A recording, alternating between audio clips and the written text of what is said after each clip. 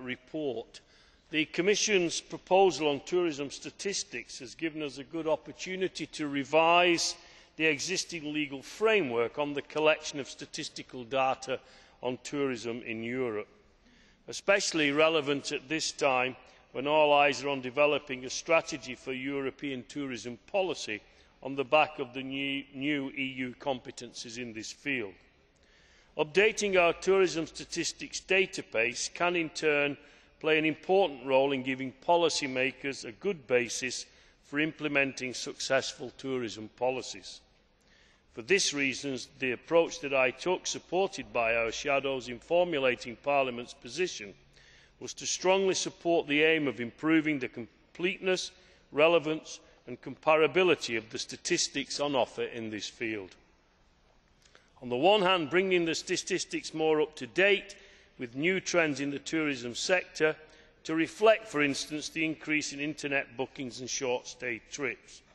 We are all agreed that improving the competitiveness of EU tourism is a way to keep visitors coming to Europe, so it is important that the statistics we collect keep pace with the changing nature of the sector, identifying current and potential trends in that sector and monitoring supply and demand.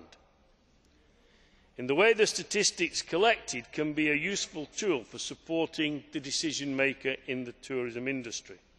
On the one hand, it is also important to ensure that the updated statistics are as complete as possible, giving a good overview of tourism across Europe, whilst at the same time bearing in mind the need to keep the burden down for respondents. It was for that reason that I was keen to see a final agreement on incoming data collection on same-day visits, which we now have in the final agreement, as same-day visits account for a big part of tourism activity.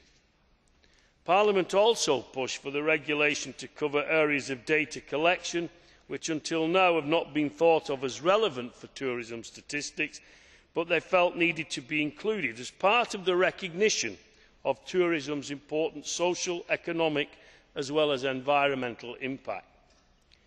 I thought that the collection of data on employment and economic expenditure, the so-called tourism satellite accounts, were particularly relevant in this regard, and we pushed hard for them to be included as part of the regulation.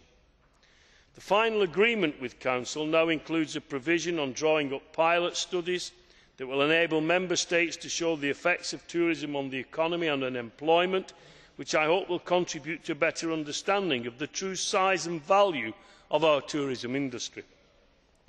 The final agreement also sees the inclusion of pilot studies that show the effect of tourism on the environment, an interesting avenue to pursue given the need for a sustainable tourism approach. The inclusion of data on accessibility to tourist accommodation for persons with reduced mobility, which was the only real sticking point that we had with Council, is also now an important inclusion. Following Parliament's insistence on this point, Council finally backed down and agreed to its inclusion as part of the basic information collected from tourist accommodation establishments. Together with the agreements that we have found on restricting the delegation of powers to the Commission, which I also had some concerns about, I am very pleased that first reading agreement has been found with Council. I hope the Parliament will lend its strong support to the agreement on Wednesday's plenary vote. Thank you, President. Thank you. On behalf of the Commission, the impressive expert on everything from dual-use exports to tourism to immigration, Commissioner Malmström. You have the floor. Thank you, Mr. President. Yes, in these times of austerity, the Commission is rationalising as well. Honourable President, honourable members, Mr. Rapporteur, you said this is a technical report, and it is indeed, but nevertheless it is important.